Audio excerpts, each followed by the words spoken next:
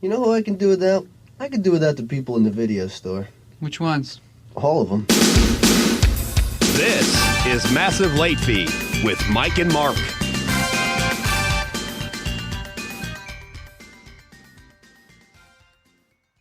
Well, hello everyone. Welcome back to Massive Late Fee. If my demeanor seems a little down, it's because Mike, we've recorded the episode and finished it.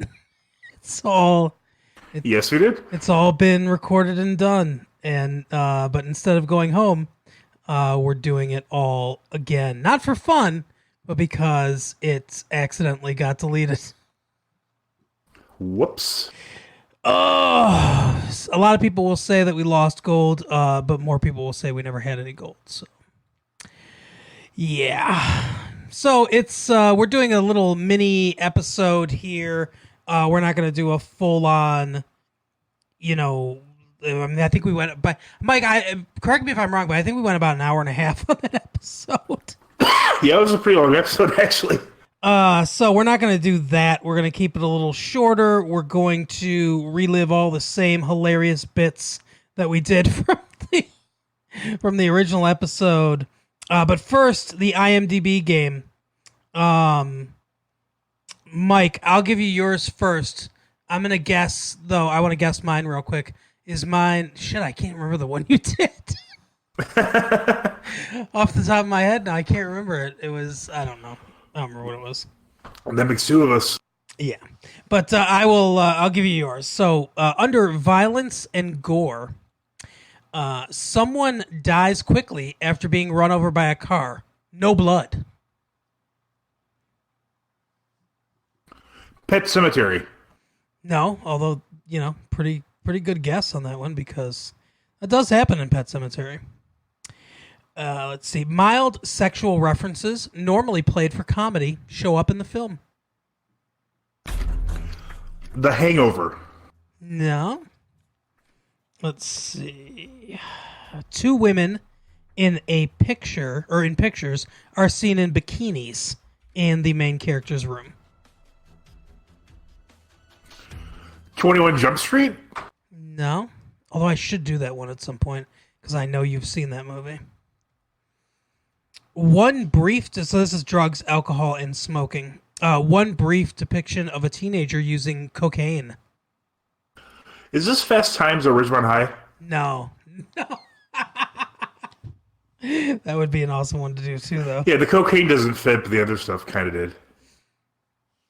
It's still under alcohol, drugs, and smoking. Teenagers drink beer at a party.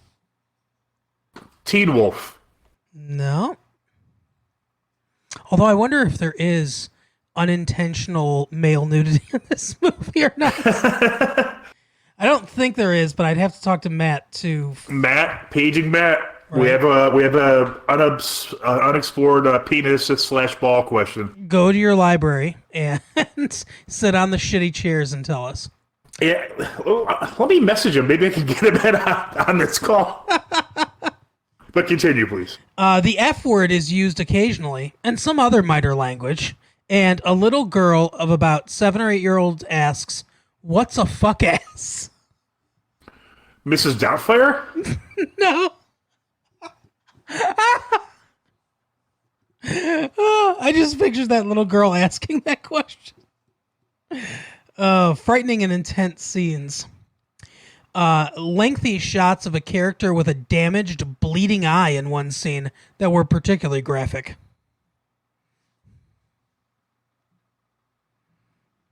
Children of the Corn? No. Let's see. Sticking with frightening and intense scenes, a few characters die. A major character's mother was supposedly abducted and killed. Huh, I don't think I have any clue what this movie is. Throw Mama from the Train? No. I love this one. This one doesn't give you any kind of hints at all, but it just says, not at all intended for children. Thanks. Child's Play 3. No. A teenager is threatened with a knife around his neck. I don't know what that means. The knife is around his neck, or someone has a knife to his neck. God damn it! I knew I should have worn that knife necklace today. He was unarmed. Yeah. The deer hunter. No. Let's see. A teenager is shot. A gunshot wound through the eye is seen later. Jeez. Donnie Darko? Correct.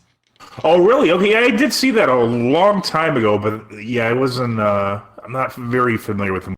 This is not from the Saturday morning cartoon show, Donnie Darko and Friends, but the actual movie. Nice. I believe it took me quite a while to figure out the one last time too, which I completely forget what it was. I think it was Traffic. Oh yeah, it was Traffic. Is it Traffic?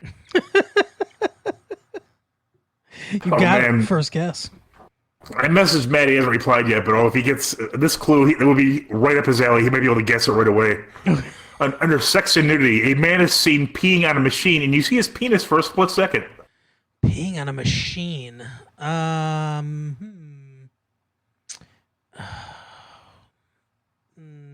The Green Mile. No. Okay. Rated R for the violence and language. Nothing overtly sexual about this film. How come I never get the music when you're guessing, huh? Oh yeah, that's true. I feel that this is fixed. Let's see. I'm gonna go with... What's that one that we saw? The Irishman. No. Okay. Some infrequent double entendres and mild crude joking, but nothing overtly explicit. It's mostly done as joking and not insults. Not too bad.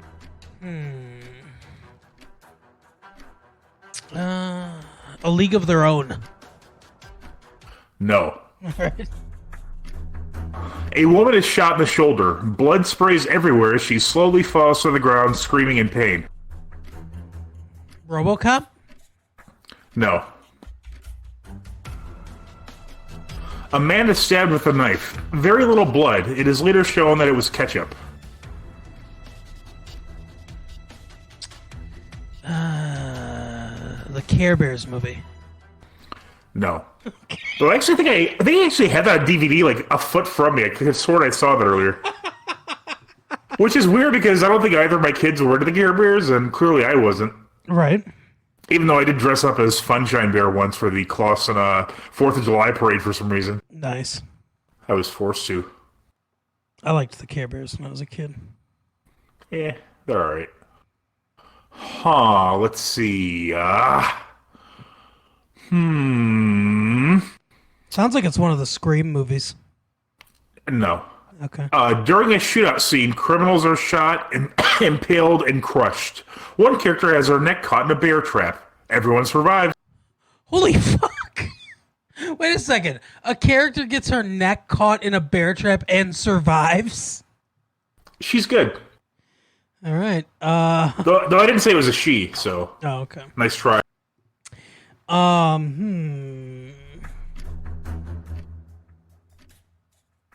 Shit, a shootout. Did you say a shootout with criminals or drug dealers or something like Criminals, plural. that? Okay. And there's fucking bear traps and shit. Criminals, people getting stabbed. Snacks their ass up in a bear trap. Wow. I'm gonna say, don't be a menace to South Central while drinking your gin and juice in the hood. It's actually just juice, not gin and juice, but that's also incorrect. Oh, okay. A policeman threatens to decapitate someone. He doesn't.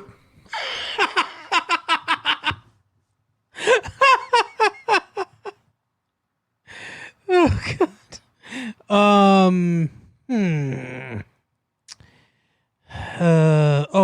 Training Day? No. All right. A killer decapitates a man and a woman with an axe. There is blood spraying around, but the killing is not seen explicitly. However, we later see their decapitated heads on a road covered in blood and their headless bodies with neck bones sticking out. O.J. Simpson? No. Okay. Oh, wait. Was that your guess? I'm sorry. It's a movie. The Naked Gun. No. Okay. Let me see. I'm gonna have to try and get a little easier for you. I don't know if I've seen this movie. I'm pretty sure you have. All right. A tomb full of rotting corpses, including the corpses of children, is found. Oh my God! A tomb full of rotting corpses. Yeah, you're gonna really kick yourself when you figure out what this is. Pet Cemetery. No. Okay. I'll give you 2 clues. 2. We'll speed it up, okay? All right. A man is shot with an old musket. Fairly bloody, but he survives. And then the next clue is a man trips on a bomb, causing an entire building to explode. A man is shot with a musket? A musket. And then a man trips on a bomb, causing an entire building to explode. The sound like it. This alternating clues. It sounds like a comedy movie or just a horrifying movie. A musket. If you combine both of your ideas there, you would be dead on. A horror comedy. I'll give you a couple more clues. Okay. These ones, I think you'll probably get it. All right. A mysterious hooded figure kills a woman by shoving head shears into her throat. Blood spurts onto a window, and we see the woman screaming in pain. Okay. That sounds really familiar. And then this next one should definitely give it away. A killer pushes a concrete spire from a church roof onto a man standing below. The structure lands on the man, spikes side down, destroying his head and inserting onto his neck as blood and gore spray around. He stands for a bit, then falls over. His mutilated corpse is shown. Very graphic. This is the most violent and gory scene. Is it the most fun? I guess maybe it's the most fun. Hot Fuzz. Yep, Hot Fuzz. Such a great movie. Yeah, well, of course you know I've seen that movie because we've seen it together. We did a commentary, yes. And talked about how much we love the movie. Right. And how we would never forget a single frame of it. Exactly. I said first clue, I'll definitely get it if we ever do it for the IMDb game. Yep. So, that's And then you said if you don't, then I should kiss your grits. We were binge watching Alice at the time. That's true. It's so funny. I watched Dumb and Dumber because we watched it for Retro Late Fee. And that part where he's like, "Excuse me, Flo," and I was thinking like, no one gets that. No one's gonna get that nowadays. What's funny is that movie's funny now, but when it first came out, it was like the funniest movie to ever appear in the history of the entire world. Oh yeah, absolutely. So hilarious. I mean, Jeff Daniels and Jim Carrey are both. I mean, Jeff Daniels doesn't get enough credit for how good he is in that movie. Yeah, I might be biased because he is from the great state of Michigan. But he's just really hilarious in that whole movie. Like he's like the straight man to Jim Carrey's crooked man, as they call it. Yeah, absolutely. Yeah, I tried to point out how good he is in the movie because I agree. I think he's unsung hero of that movie. I think he really does a lot to pull that movie together. Carol hated it. And unlike Jim Carrey, he didn't kill his girlfriend. Exactly. She hated the movie? Had she ever seen it before? Nope, first time. See, I think there's probably a lot of nostalgia with that one then, obviously. Yeah. Because I don't know if I just saw... Because I saw Dumb and Dumber 2, and it wasn't that funny, but I felt that if I had seen Dumb and Dumber 2 in, 1996, it would be hilarious. So, yeah. So it's really weird. I have, all these, fond memories attached to the first one that... The second one's basically the same movie, but it's just not funny, even though it's, literally almost the exact same movie. They really did a good job of making a true sequel. They just... didn't update it to the modern times. Mm-hmm. Yeah, I haven't actually seen it, the sequel. I think I saw a little bit of the prequel, the When Harry Met Lloyd, but I can't remember what that's called. You can see the jokes waking up in the morning and getting ready to come and appear right in front of you. Yes, exactly. I don't think there's any surprises, but they're both good in it. It's just it's too old, I guess. I don't know. The moment had passed. All right, but I guess I'll mention a couple things that we talked about when we originally talked about the thing, since we ostensibly cover Netflix and everything. Netflix announced about a week ago now, but they they announced the some of the movies that they're going to be releasing. I guess I won't do as many as I did last time. One that I know we both said we were kind of looking forward to was Mank. Yeah, that's isn't who's in that again? It's Gary Oldman, Amanda Seyfried, Charles Dance, Lily Collins, and it's David Fincher's directing it. Yeah, that's gonna be a good movie for sure. Yeah. Well, David Fincher, Gary Oldman. I mean, I like Amanda Seyfried. She's decent. I love Charles Dance. And yeah, he's great even as the villain in Last Action Hero with Arnold Schwarzenegger. Yeah, exactly. And, I think we're both sort of interested in, like you pointed out the first time, we both like RKO 281 with Liev Schreiber playing Orson Welles. For those who don't know what we're talking about, Mank is named after Herman Mankiewicz, the screenwriter for Citizen Kane. Yep. And so RKO 281 was really kind of more about Orson Welles and like the whole process of making the movie. Mm-hmm. Whereas I guess you said this is like more obviously centered on Mankiewicz. Yeah. Yeah, and I think that will be an interesting take on it. I wonder if Wells will even be in it. None of these people, obviously Charles Dance is probably going to be Hearst, given his age. But none of the listed stars would be, because it's two women, Charles Dance and Gary Oldman. So obviously none of them are going to be Wells. I wonder if Wells. I would imagine Wells would have to be in it at least a little bit. Yeah, I just hope it's another famous person playing him, because I love when famous people play other famous people. It's one of my favorite things. Yeah, they should get Brad Pitt to play Orson Welles. Who would you get for Orson Welles? A modern person, maybe Mark Ruffalo. Yeah, that's not bad. I don't think he's quite tall enough, but he might. Oh, was he tall? Orson Welles was decently tall, yeah. Liev Schreiber was so good. You know who might? I don't know. This guy's kind of weird, so I don't know if he could really do it. But maybe Ted Kaczynski. No, not Ted Kaczynski. Oh, he's a bit of a weirdo. Sorry, he cares about the environment. Right. Yeah, he's just doing it for the trees. Do you think he looks at like the weather each day and just starts whacking off, seeing like the numbers go up?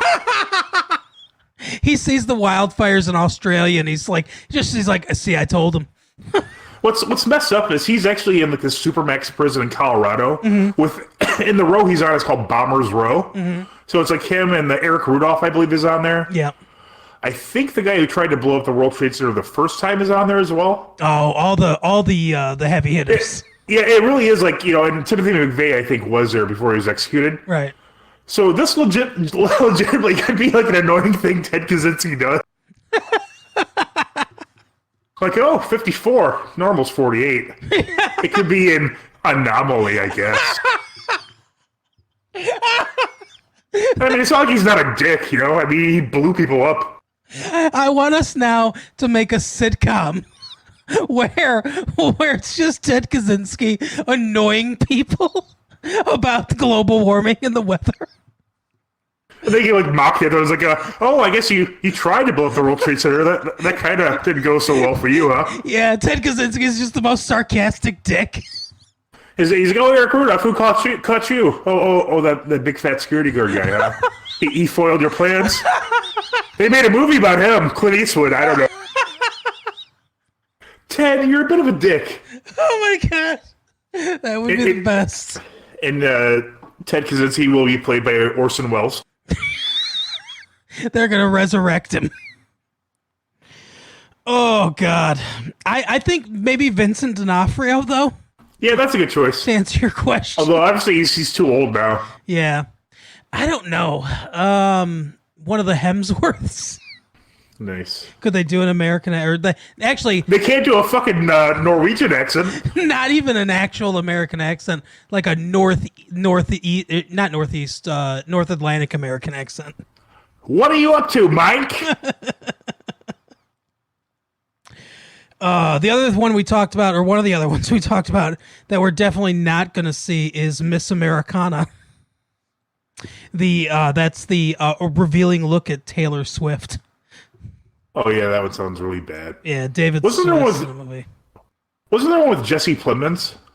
Yes, let me find that one. Was it Hillbilly Elegy? No, that's Amy Adams.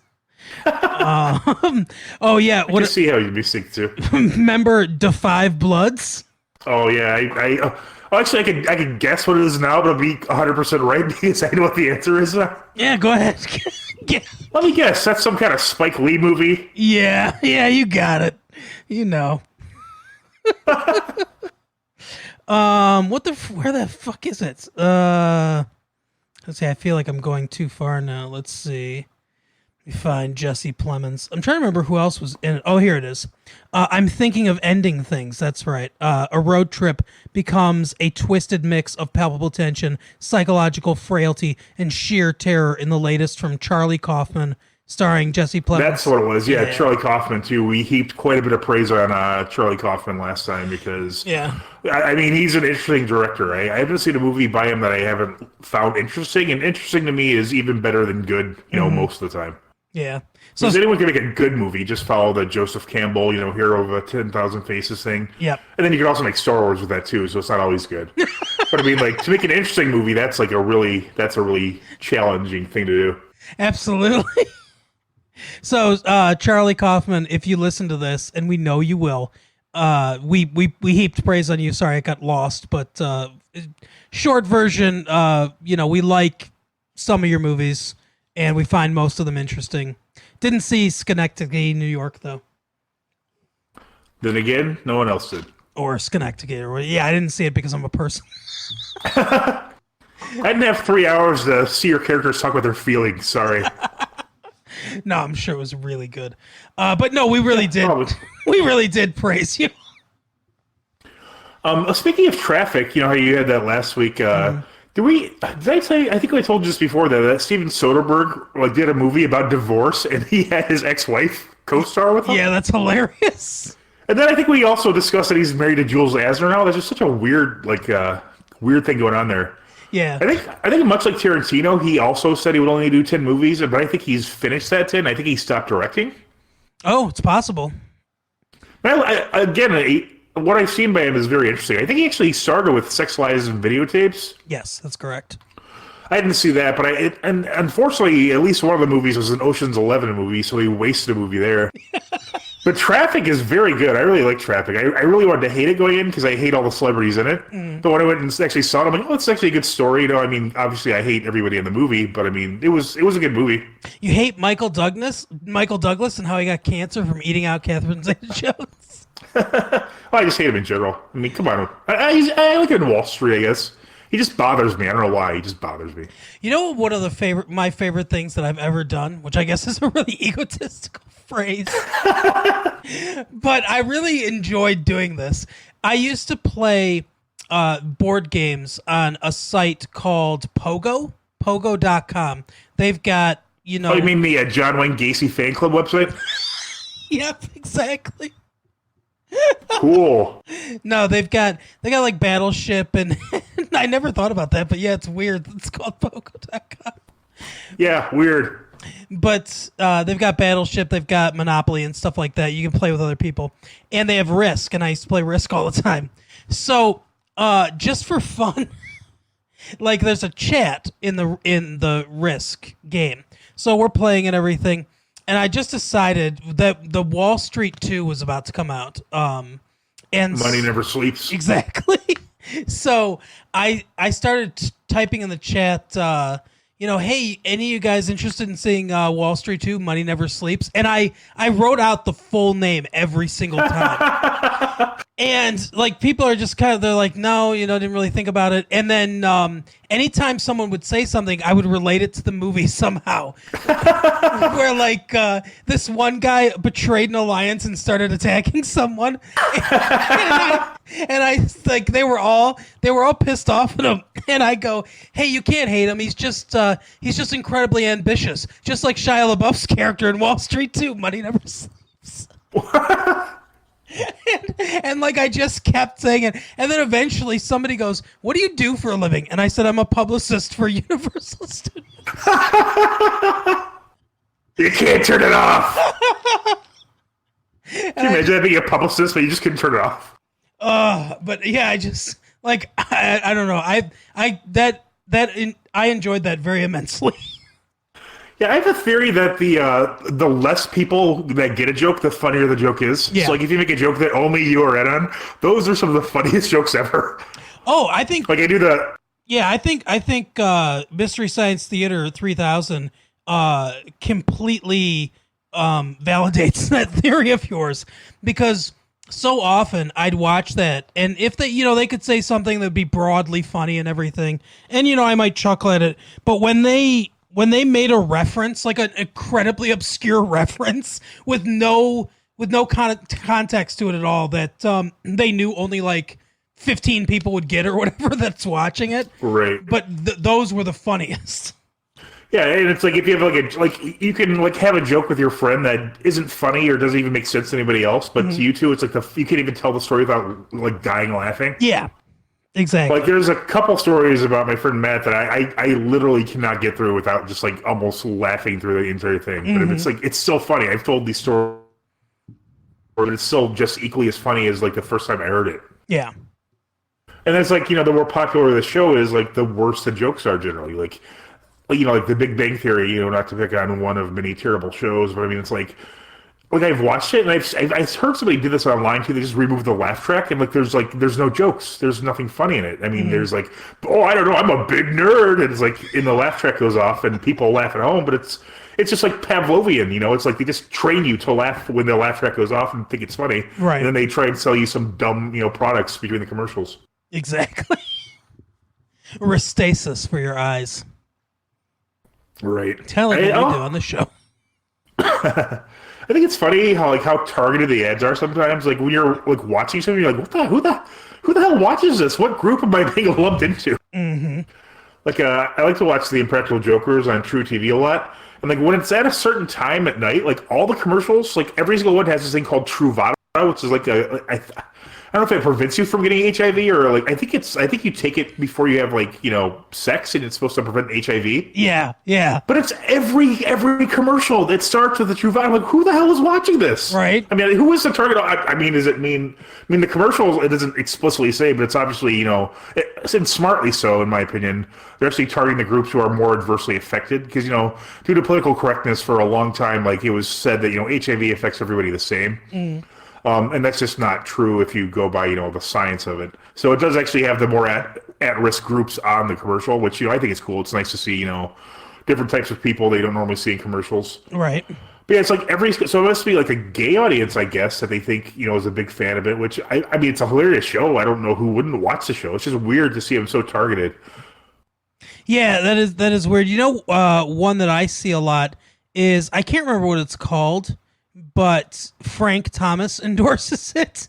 It's like a testosterone booster. Yeah, something like that. I see that one all the time. Which is funny because he's known for being very anti-supplements when he played baseball. Right. Like he almost risked his career because he was calling people out. He's like, yeah, I don't take steroids and I want to be tested. I don't want anybody else. I want it to be, a fair and even field. Yep, exactly. But now that he needs some money. Not that he would say, even he is probably, back then, I'm sure he was making, in the mid to high, singles of millions per. Oh, yeah. I feel really sorry for is Doug Flutie. Because, you've got Frank Thomas, who's an enormous man, and he's clearly the star of that commercial. And then you've got Andy Van Slyke, I think, the outfielder, who's, decently big guy. They show his workout and everything. He's got some pretty toned arms, and he's got, he's got a couple good lines. He shines in that commercial. Leave a like. What are you gonna? And then, and then Doug Flutie's arm wrestling a hamster and losing. Exactly. Then they show Doug Flutie he's got a surfboard under his arm. He just looks super scrawny, and all he says is, "Oh, it's been I felt younger than ever. It's been really great." It's like, wow, the Doug. weakest endorsement ever. Yeah, your career's really fallen. You're the third banana in a commercial about testosterone. Right. Oh God! It's like even Doug Flutie feels a pick me up from whatever this product is. Absolutely. But I guess we'll end things like here. But I want to read out a few letters or emails that we got from fans. Now, I wouldn't say they're all fans. right. One of them, oh yeah, that's right. I remember his name now. And I'll tell you why I remember his name. But anyway, so the first one was from... How could you ever forget that name? Not that one, the other one. The first one was from Brandon. And Brandon says that he loves the show, but he's got a bone to pick with Mike. He said that Star Wars is a great film series. He loves the original trilogy, but the prequel trilogy is close to his heart because he's what he grew up with. And then he says, "Fuck you, Mike. Star Wars is great." Response? That's hurtful. Mike says, "How would you like to suck my balls?"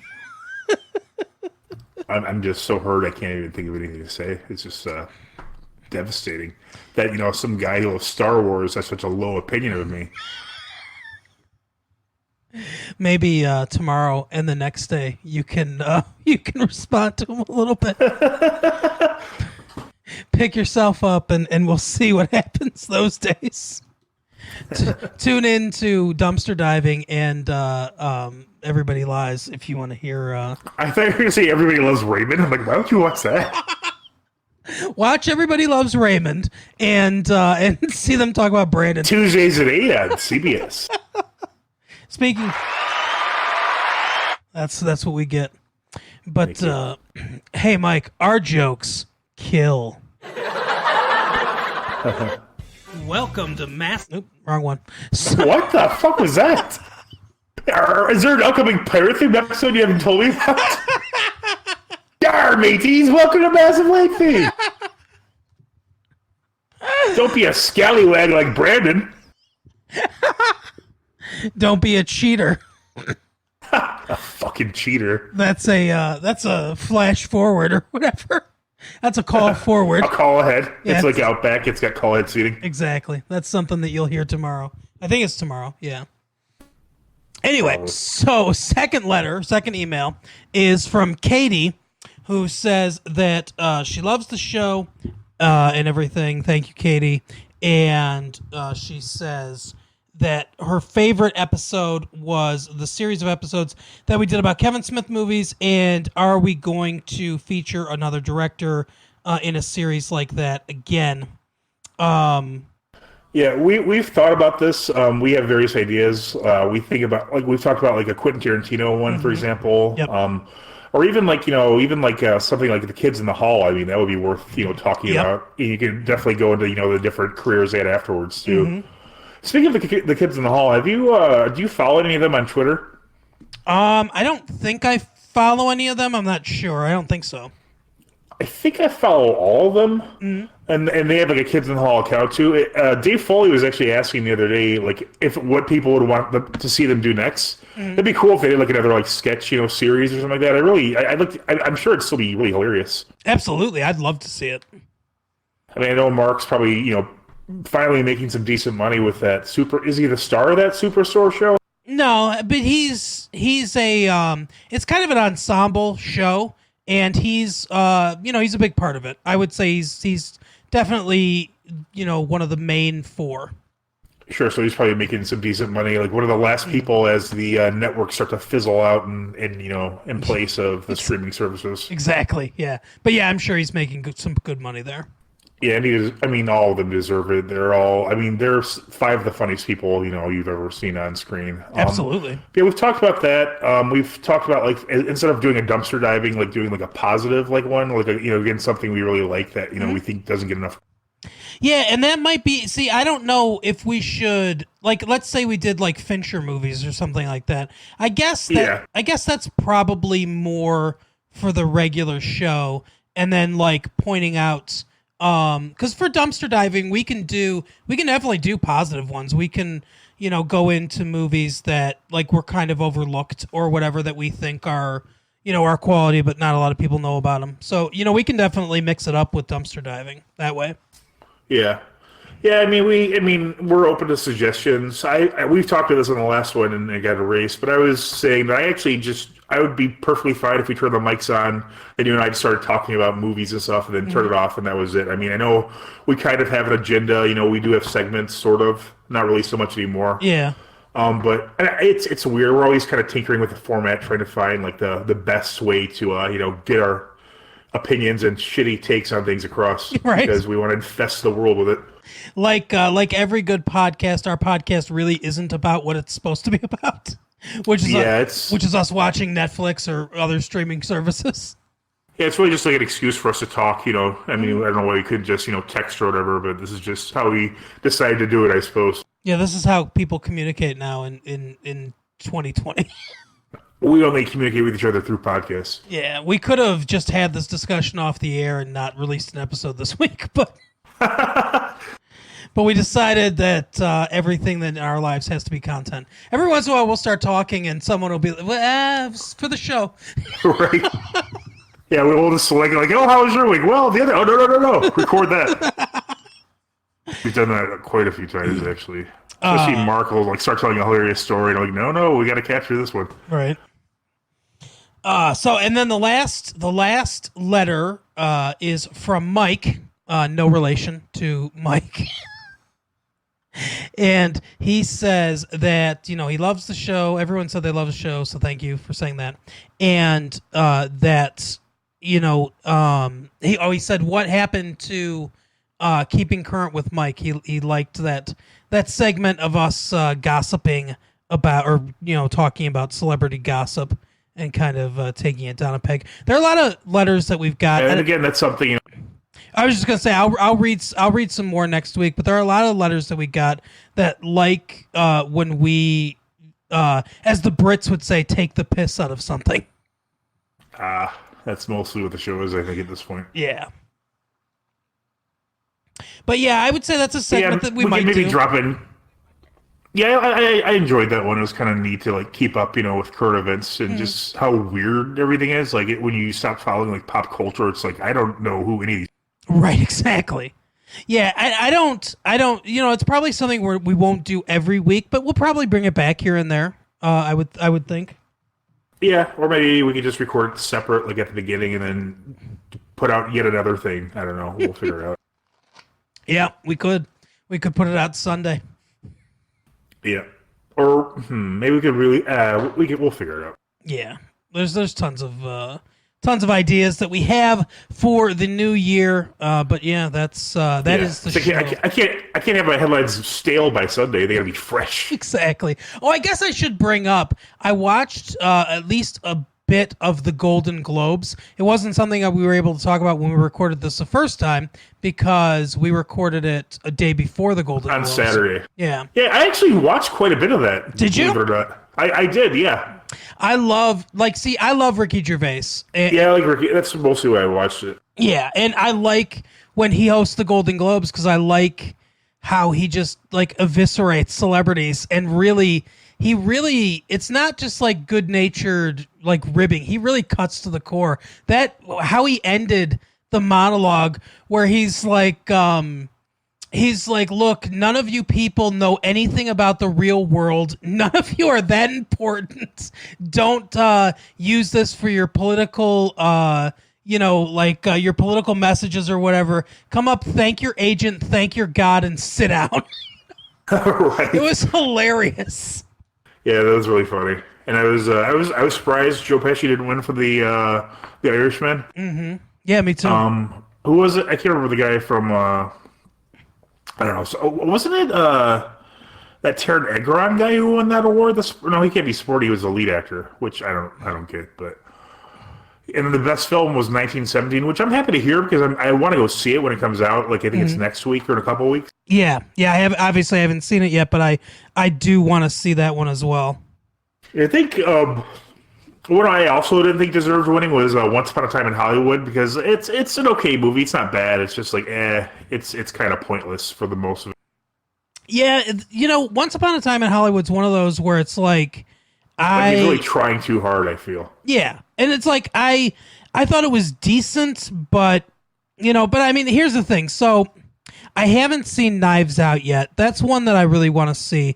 I've heard a lot of really good things about Jojo Rabbit. Haven't seen that one either. Now I saw Dolomite Is My Name. So when you're talking about like comedy, because that's the other thing too, is I don't it's musical or comedy, and I don't know that I would say that Once Upon a Time's really a comedy. Not really. I mean, it's like, get... Maybe they just thought it would have a better chance in that category, so they lobbied for it. Yeah, but I mean, I probably would have gone for Dolomite Is My Name for that one, honestly. For comedy, yeah. I mean, like you, though, I haven't seen the other one, so I heard Knives Out was really good, but I haven't seen it. What did you think about Joaquin Phoenix for Joker winning? Yeah, I felt that was fine. I mean, he did a really good job in the role. I mean...